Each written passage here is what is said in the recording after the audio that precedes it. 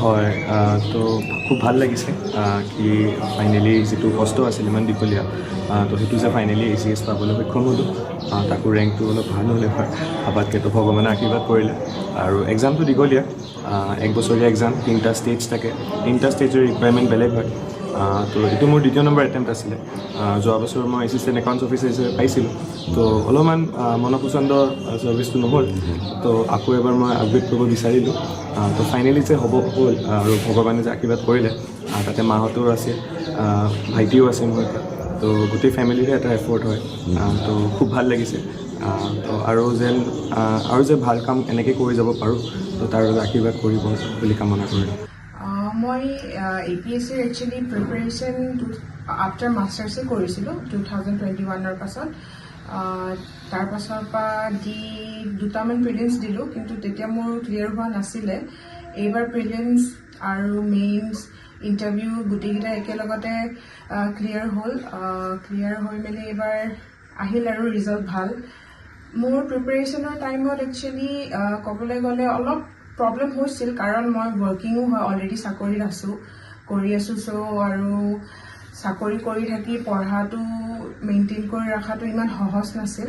বাট মই যিমান পাৰোঁ নিজৰ টাইম, নিজৰ এফৰ্ট চব মই দিছিলোঁ। কষ্ট আছিল, নোহোৱা নহয়, বাট ৰিজাল্টটো ভাল ওলালে, সেইকাৰণে ভাল লাগিছে। বাকী সেয়াই আৰু ঠিক আছে।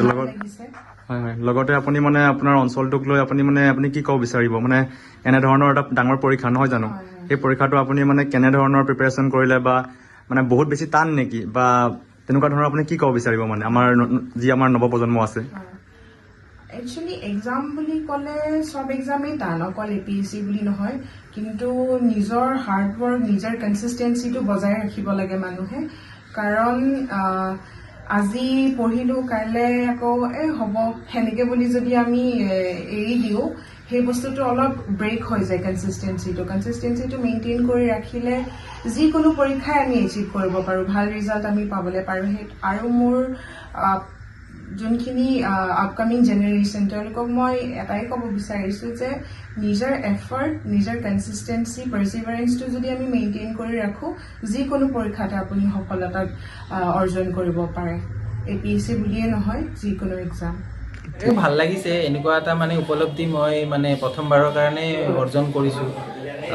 মানে খুবেই মোৰ ভাল লাগিছে আৰু ক'বলৈ। এই সংক্ৰান্তত চৰকাৰৰ ফালে কিবা ক'বা নেকি? চৰকাৰৰ বিষয়ে ক'বলৈ গ'লে, চৰকাৰে যিটো মানে ট্ৰান্সপেৰেঞ্চি ৰাখিছে, নিকা এটা মানে যিটো নিযুক্তি প্ৰদান কৰিছে, APSCকো ক'বলৈ গ'লে যিটো মানে ট্ৰান্সপেৰেণ্ট যিটো প্ৰচেছত মানে APSC মানে গোটেইখিনি এক্সাম কণ্ডাক্ট কৰিছে, তাৰ কাৰণে মই মানে মোৰ ফালৰ পৰা ধন্যবাদ জ্ঞাপন কৰিছোঁ।